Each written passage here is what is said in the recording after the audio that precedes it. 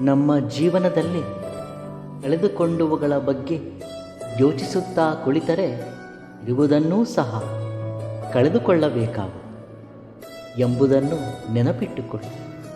ನಾವು ಹೇಗೆ ಬದುಕಬೇಕೆಂದು ನಮಗಿರುವ ದುಃಖಗಳು, ಜವಾಬ್ದಾರಿಗಳು ಮತ್ತು ಅನುಭವಗಳೇ ಹೇಳಿಕೊಡುತ್ತವೆ. ಯಾರೂ ಕಲಿಸುವ ಅವಶ್ಯಕತೆ ಇಲ್ಲ. ಜೀವನವೆಂದರೆ ಇಷ್ಟವಿರಲಿ ಇಲ್ಲದಿರಲಿ ಬದುಕಬೇಕಷ್ಟೆ. ಜೀವನವೆಂದರೆ ಹೂವಿನ ಮಳೆ ಅಲ್ಲ. ಯಾವಾಗಲೂ ಸಂತೋಷವೇ ಬೇಕೆಂದರೆ ಆಗುವುದಿಲ್ಲ. ಸಂಕಟಗಳನ್ನೂ ಸಹ ಸಹಿಸಿಕೊಳ್ಳುವುದು ಅಭ್ಯಾಸ ಮಾಡಿಕೊಳ್ಳಬೇಕು. ನಿಮ್ಮ ಗತ ಜೀವನ ಉನ್ನತವಾಗಿ ಇಲ್ಲದಿರಬಹುದು, ಆದರೆ ಗತ ಜೀವನದಿಂದ ನೀವು ಕಲಿತ ಗುಣಪಾಠಗಳು ಮಾತ್ರ ಉನ್ನತವಾಗಿರುವವು ಎಂದು ಯಾವತ್ತೂ ನೆನಪಿಟ್ಟುಕೊಳ್ಳಿ. ನಾವು ಕೆಲವರನ್ನು ಎಷ್ಟು ದೂರ ಬಿಟ್ಟರೆ ಅಷ್ಟು ಒಳ್ಳೆಯದು. ಇಲ್ಲದಿದ್ದರೆ ನಮ್ಮ ಒಳ್ಳೆಯತನವನ್ನು ಕೂಡ ನಿಸ್ಸಹಾಯಕರನ್ನಾಗಿ ನೋಡುವರು. ನೀತಿಯಿಂದ ಬದುಕುವವರಿಗೆ ನಿಂದನೆಗಳು ಹೆಚ್ಚು. ಇನ್ನು ಜವಾಬ್ದಾರಿಯಿಂದ ಬದುಕುವವರಿಗೆ ಭಾರಗಳು ಹೆಚ್ಚು. ನೀನು ಯೋಚಿಸಬೇಕಾಗಿರುವುದು ಗಾಯದ ಬಗ್ಗೆ ಅಲ್ಲ, ಅದರಿಂದ ಹೇಗೆ ಏತರಿಸಿಕೊಳ್ಳಬೇಕೆಂದು. ಬೀಳುವುದರ ಬಗ್ಗೆ ಯೋಚಿಸುವುದಲ್ಲ, ಎದ್ದು ನಿಲ್ಲುವುದರ ಬಗ್ಗೆ ಯೋಚಿಸು. ನೀನು ಒಂದು ನಿರ್ಣಯ ತೆಗೆದುಕೊಂಡ ಮೇಲೆ ಮಾರ್ಗ ಹೇಗೇ ಇದ್ದರೂ ಗಮ್ಯವನ್ನು ಸೇರಲೇಬೇಕು. ಸಾವು ಮತ್ತು ಬದುಕು ಅನ್ನುವವು ಎಲ್ಲೋ ಇಲ್ಲ. ಧೈರ್ಯದಲ್ಲೇ ಬದುಕು ಇರೋದು, ಹಾಗೆ ಭಯದಲ್ಲೇ ಸಾವು ಇರುವುದು. ಅದಕ್ಕಾಗಿ ಧೈರ್ಯದಿಂದ ಇರಿ. ನಾವು ದಾರಿಯಲ್ಲಿ ಬಿದ್ದರೆ ಯಾರೂ ನೋಡುವುದಕ್ಕೆ ಮುಂಚೆಯೇ ಎದ್ದು ನಿಲ್ಲಬೇಕು. ಅದೇ ಜೀವನದಲ್ಲೇ ಬಿದ್ದರೆ ಎಲ್ಲರೂ ನೋಡುವ ಹಾಗೆ ಎದ್ದು ನಿಲ್ಲಬೇಕು. ನಿನಗೆ ಇಷ್ಟವಿದ್ದರೆ ಸಿಹಿ ಕೂಡ ಸಿಹಿಯಾಗಿಯೇ ಅನಿಸುತ್ತದೆ. ಅದೇ ನಿನಗೆ ಕಷ್ಟವಾದರೆ ಸಿಹಿ ಕೂಡ ಸಿಹಿಯಾಗಿಯೇ ಅನಿಸುತ್ತದೆ. ಜೀವನದಲ್ಲಿ ಎಲ್ಲವೂ ಅಷ್ಟೇ. ಒಂದು ಉದ್ಯೋಗವಾಗಲಿ, ವ್ಯವಹಾರವಾಗಲಿ, ಬಾಂಧವ್ಯ ಆಗಲಿ, ಎಲ್ಲವೂ ಇಷ್ಟ ಮತ್ತು ಕಷ್ಟದ ಮೇಲೆ ಆಧಾರವಾಗಿದೆ.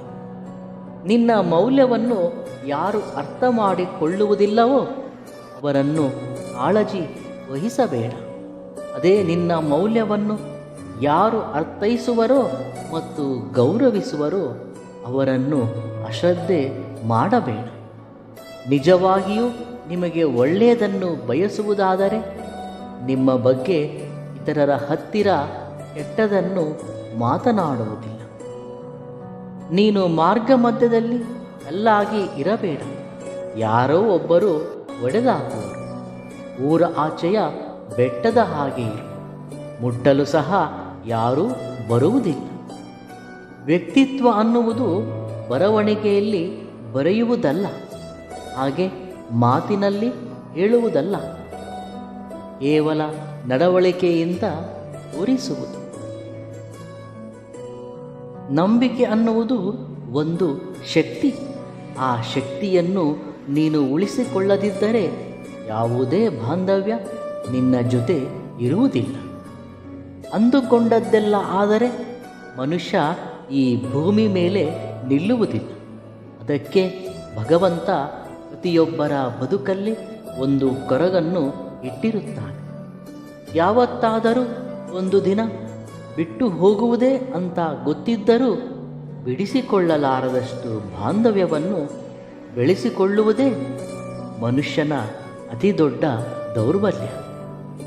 ಅಲ್ಪ ಸ್ವಲ್ಪ ಆಸೆಗಳಿಂದ, ಚಿಕ್ಕ ಚಿಕ್ಕ ವಿಷಯಗಳಿಂದ ತೃಪ್ತಿ ಹೊಂದುವುದೇ ಉತ್ತಮರ ಲಕ್ಷಣ. ವೆಚ್ಚದ ಬೆಲೆ ತಿಳಿಯದ ಹಾಗೆ ಅರ್ಧಾಂಗಿಯನ್ನು, ಕಷ್ಟದ ಬೆಲೆ ತಿಳಿಯದ ಹಾಗೆ ಮಗನನ್ನು ಮತ್ತು ಬಾಂಧವ್ಯದ ಬೆಲೆ ತಿಳಿಯದ ಹಾಗೆ ಮಗಳನ್ನು ಎಷ್ಟೇ ಬೆಳೆಸಿದರೂ ವ್ಯರ್ಥವೇ. ನಿಮ್ಮ ಒಂದು ಬಲದಿಂದ ಇತರರನ್ನು ಗೆಲ್ಲುವುದು ಬಹಳ ಸುಲಭ.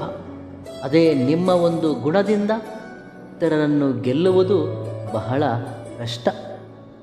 ಯಾವುದೇ ಪರಿಸ್ಥಿತಿಯಲ್ಲೂ ಒಳ್ಳೆಯ ರೀತಿಯಲ್ಲಿ ಯೋಚಿಸುವ ಮನುಷ್ಯನಿಗೆ ವಿಷ ಕೂಡ ಏನು ಮಾಡುವುದು. ಪ್ರತಿ ವಿಷಯವನ್ನು ಏಡುಭಾವದಿಂದ ನೋಡುವವರನ್ನು ಔಷಧ ಕೂಡ ಗುಣಪಡಿಸುವುದಿಲ್ಲ. ನಿಮ್ಮ ಹತ್ತಿರ ಏನೂ ಇಲ್ಲದಿದ್ದಾಗ ನಿಮಗಿರುವ ಸಹನೆ ಮತ್ತು ನಿಮ್ಮ ಹತ್ತಿರ ಎಲ್ಲವೂ ಇದ್ದಾಗ ನಿಮ್ಮ ಒಂದು ವರ್ತನೆ, ಈ ಎರಡೂ ವಿಷಯಗಳು ನಿಮ್ಮ ವ್ಯಕ್ತಿತ್ವವನ್ನು ಇಳಿಯಪಡಿಸುತ್ತವೆ. ಹಣೆ ಬರಹವನ್ನು ಯಾವತ್ತೂ ನಿಂದಿಸಬೇಡಿ. ಒಂದು ಕಷ್ಟ ನಿನ್ನನ್ನು ದುಃಖಿಸಿದರೆ 100 ಸಂತೋಷಗಳು ನಿನಗಾಗಿ ಕಾಯುತ್ತಿರುತ್ತವೆ. ಆಹಾರವಿಲ್ಲದೆ ಒಂದು ದಿನವೆಲ್ಲ ಕಳೆಯಬಹುದು, ಆದರೆ ಅಭಿಮಾನವಿಲ್ಲದ ಕಡೆ ಒಂದು ಕ್ಷಣವೂ ಇರಬಾರದು. ಯಾರೇ ಆಗಲಿ ವ್ಯಕ್ತಿತ್ವದಿಂದ ಆಕರ್ಷಣೆ ಆಗಬೇಕೇ ಹೊರತು ಸುಂದರತೆಯಿಂದ ಅಲ್ಲ. ಏಕೆಂದರೆ ಸುಂದರತೆ ಜೀವನ ಪೂರ್ತಿ ಇರುವುದಿಲ್ಲ. ಉನ್ನತ ವ್ಯಕ್ತಿತ್ವವೇ ಶಾಶ್ವತ. ನೀವು ಯಾರಿಗಾಗಿಯೂ ನೀರು ಹಾಕಬೇಡಿ. ನೀವು ಕಣ್ಣೀರು ಹಾಕಿದ ಮಾತ್ರಕ್ಕೆ ಅವರು ನಿಮ್ಮವರು ಆಗುವುದಿಲ್ಲ. ಅವರು ನಿಮ್ಮವರು ಆಗಿದ್ದರೆ ನಿಮ್ಮಿಂದ ಕಣ್ಣೀರು ಬರಿಸುವುದಿಲ್ಲ. ಯಾವುದೇ ವ್ಯಕ್ತಿಯನ್ನಾಗಲಿ ಇಡು ಆಕರ್ಷಿಸಿದಷ್ಟು ವೇಗವಾಗಿ ಒಳ್ಳೆಯದು ಆಕರ್ಷಿಸುವುದಿಲ್ಲ. ಏಕೆಂದರೆ ಇಡು ಸುಖದಿಂದ ಆರಂಭವಾಗಿ ಕಷ್ಟದಲ್ಲಿ ಕೊನೆಗೊಳ್ಳುತ್ತದೆ. ಆದರೆ ಒಳ್ಳೆಯದು ಕಷ್ಟದಿಂದ ಆರಂಭವಾಗಿ ಸುಖವಾಗಿ ಬದುಕು ಸಾಗುತ್ತದೆ. ಆದಾಯಕ್ಕಿಂತ ಮೀರಿದ ವೆಚ್ಚ, ಹಾಗೆ ಇತರರಂತೆ ಬದುಕಬೇಕೆಂಬ ಆಸೆ ಮನುಷ್ಯನಿಗೆ ಎರಡೂ ಮಾದಕರವೇ. ಒಂದು ಮನುಷ್ಯನನ್ನು ಸಾಲದಲ್ಲಿ ಮುಳುಗಿಸುತ್ತದೆ, ಎರಡು ನಿನ್ನ ಸಂತೋಷವನ್ನು ನಿನ್ನಿಂದ ದೂರ ಮಾಡುತ್ತದೆ. ನೆನಪಿಟ್ಟುಕೊಳ್ಳಿ, ಅಹಂಕಾರವೇ ಮನುಷ್ಯನ ಪತನಕ್ಕೆ ಕಾರಣ. ಜೀವನ ಒಂದು ಪ್ರಶ್ನೆಯ ಹಾಗೆ, ಅದನ್ನು ಉತ್ತರಿಸಲು ಯಾರಿಂದಲೂ ಆಗದು. ಹಾಗೆ ಸಾವು, ಅದನ್ನು ಪ್ರಶ್ನಿಸುವ ಧೈರ್ಯ ಯಾರೂ ಮಾಡಲು ಸಾಧ್ಯವಿಲ್ಲ. ಬೆಳಕಿನ ಮೇಲೆ ಕೋಪಗೊಂಡರೆ ಕತ್ತಲಾಗೋದು ನಿನಗೆ. ಅನ್ನದ ಮೇಲೆ ಕೋಪಗೊಂಡರೆ ಹೊಟ್ಟೆ ಸುಡುವುದು ನಿನಗೆ.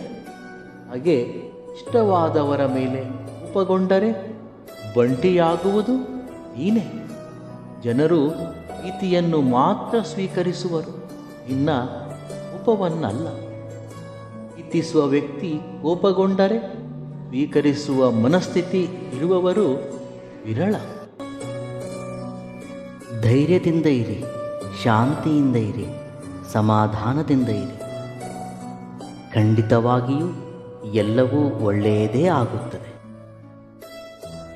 ಇವೆಲ್ಲವುಗಳಲ್ಲಿ ನಿಮಗಿಷ್ಟವಾದ ಸೂಕ್ತಿಯನ್ನು ಕಾಮೆಂಟ್ ಮುಖಾಂತರ ತಿಳಿಸಿ. ವಿಡಿಯೋ ಇಷ್ಟವಾದಲ್ಲಿ ಸಬ್ಸ್ಕ್ರೈಬ್ ಮಾಡಿ ಮತ್ತು ಲೈಕ್ ಮಾಡಿ. ಧನ್ಯವಾದಗಳು.